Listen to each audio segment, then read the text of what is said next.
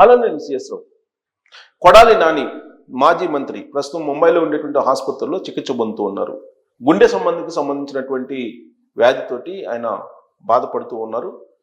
గుండె నాళాలు 3 రక్త ప్రసరణ సరిగ్గా జరగటం లేదు. అందుకే ఆయనకు ఓపెన్ హార్ట్ సర్జరీ చేయాలి.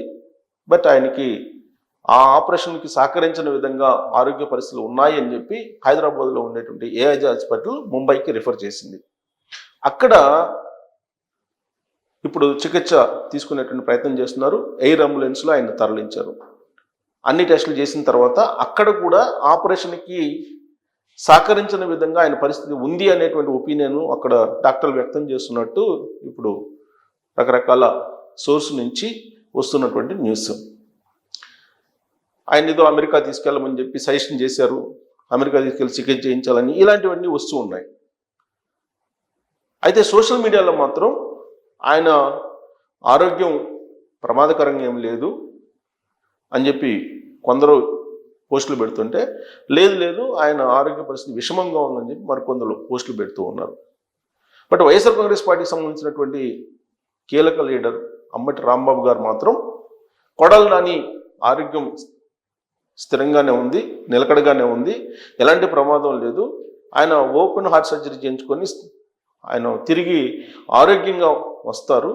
కాకపోతే ఎల్లో మీడియాకు సంబంధించినటువంటి సోషల్ మీడియా ఆయన ఆరోగ్యం మీద వికృతమైనటువంటి పోస్టులు పెడుతున్నారు అనేటువంటి అభిప్రాయాన్ని వ్యక్తం చేశారు. అంటే ఆయన చెప్పిన దాని ప్రకారం కొడాలి నాని ఆరోగ్యానికి ప్రమాదం ఏమీ లేదు అని చెప్పి అనుకోవచ్చు, ఏమీ ఉండకూడదు అని చెప్పి కూడా మనం భావిద్దాం. ఎందుకనంటే కొడాలి నాని వయసు కూడా పెద్దగా ఎక్కువ లేదు, ఆయన తిరిగి ఆరోగ్యంగా రావాలని చెప్పి కోరుకుందాం. అయితే కొన్ని సోషల్ మీడియా వేదికగా చేసుకొని డిజిటల్ ప్లాట్ఫామ్స్లో ఒక విచిత్రమైనటువంటి న్యూస్ ఆయన ఆరోగ్య పరిస్థితికి అనుబంధంగా చక్కర్లు కొడుతుంది. ఏంటి అదనంటే, ఆయన పౌర సరఫరాల శాఖ మంత్రిగా ఉన్నప్పుడు చేసినటువంటి ఒక అవినీతికరమైనటువంటి అంశం అంటూ ఆ పోస్ట్ తిరుగుతుంది. వాస్తవంగా అప్పట్లో డోర్ డెలివరీ చేశారు బియ్యాన్ని. ఆ డోర్ డెలివరీ చేయడానికి 5 కేజీల బియ్యాన్ని డోర్ డెలివరీ చేయడానికి ఒక సంచిని 9 రూపాయలతోటి తయారు చేయించారు. అలాగే 9 రూపాయలు పెట్టి ఇంకొక సంచిని తయారు చేయించారు. 5 కేజీల దాన్నేమో 9 రూపాయలకు చేయించారు. 10 కేజీల దాన్నేమో 12 రూపాయలు ఇచ్చి సంచి తయారు చేయించారు. 20 కేజీల దాన్నేమో 14 రూపాయలు ఇచ్చి సంచిని తయారు చేయించారు. ఈ మొత్తం వెరసి 750 కోట్ల రూపాయలు విలువైనటువంటి సంచుల్ని తయారు చేసి ఆ రోజున బియ్యాన్ని డోర్ డెలివరీ చేయడానికి ఉపయోగించారు. ఇది అక్రమం జరిగింది ఈ సంచుల టెండర్లలో అనేటువంటిది ఇప్పుడు సోషల్ మీడియాలో చక్కర్లు కొడుతున్నటువంటి ఒక న్యూస్. వాస్తవంగా ఉత్తరప్రదేశ్కి సంబంధించినటువంటి నీల్కమల్ అనేటువంటి కంపెనీకి ఈ టెండర్ ఇచ్చారు అని చెప్పి అప్పట్లో వచ్చినటువంటి న్యూస్. కానీ ఇప్పుడు తిరుగుతున్నటువంటి పోస్టులు ఏంటంటే, భారతీకి సంబంధించినటువంటి కంపెనీకి ఇవన్నీ అప్పచెప్పారు, ఇప్పుడు అది బయటకు రాబోతుంది, దాని మీద ఎంక్వైరీ వేశారు ఇప్పుడు ఉన్నటువంటి ప్రభుత్వం. అందుకే ఆయన్నేదో కొందరు స్లో పాయిజన్ ఇచ్చి చంపేటువంటి ప్రయత్నం చేస్తున్నారు అనేటువంటి ఒక భయంకరమైనటువంటి న్యూస్ చక్కర్లు కొడుతుంది. న్యూస్ కాదు, అది పోస్ట్. సోషల్ మీడియాలో ఇలాంటి పోస్టులు వస్తూ ఉంటాయి. దీన్ని పూర్తిగా మనం నమ్మడానికి కూడా లేదు. కాకపోతే ఆయనకి స్లో పాయిజన్ ఇచ్చారు అనేటువంటి అంశం ఇప్పుడు పెద్ద చర్చనీయాంశం అయింది. ఎందుకంటే చాలా కాలంగా ఆయన అనారోగ్యంతో ఉన్నారు. ఇప్పటికిప్పుడు ఆయనకు అనారోగ్యం రాలేదు.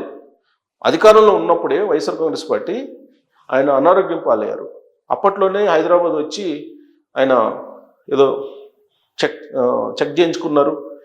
అప్పుడేమో టీత్కి సంబంధించినటువంటి ఏదో ఆపరేషన్ జరిగిందని చెప్పారు, కానీ ఫుల్ ప్లెడ్జ్డ్గా బాడీ చెకప్ చేశారు. అప్పుడే కొన్ని సింటమ్స్ బయటపడ్డాయి అనేది వచ్చినటువంటి న్యూస్.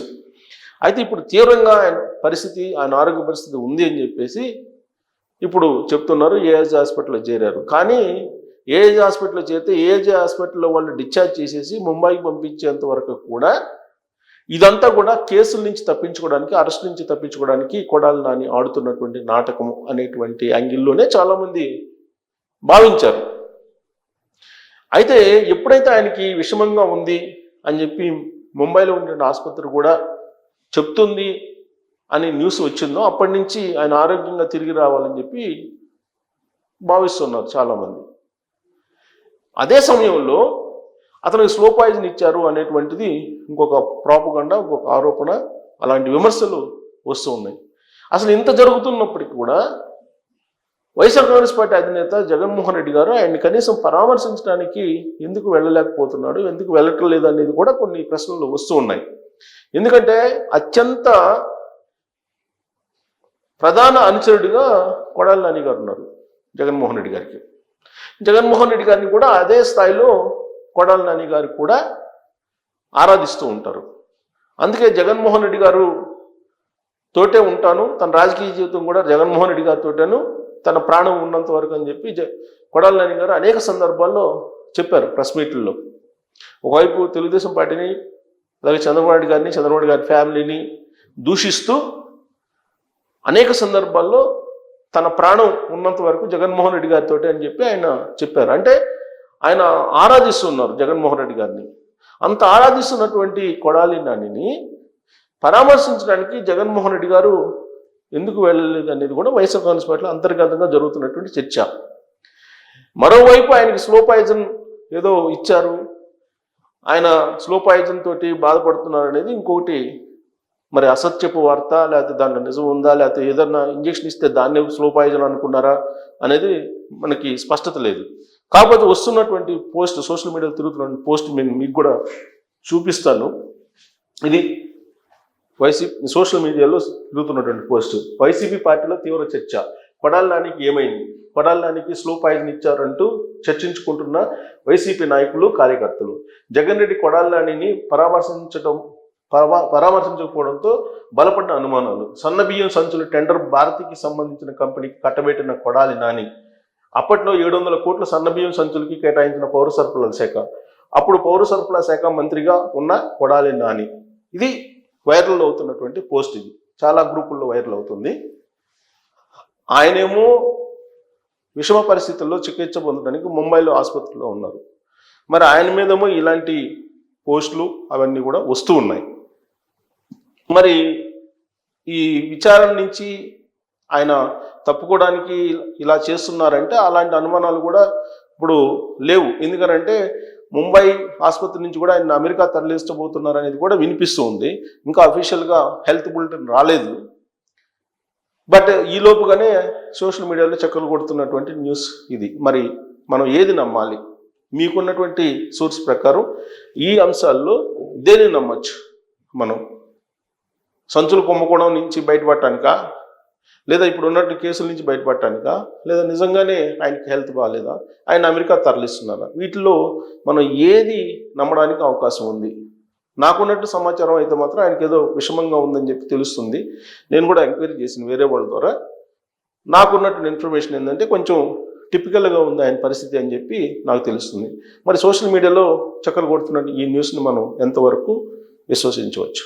దాని మీద మీరు అభిప్రాయం తెలియజేయచ్చు. Thank you.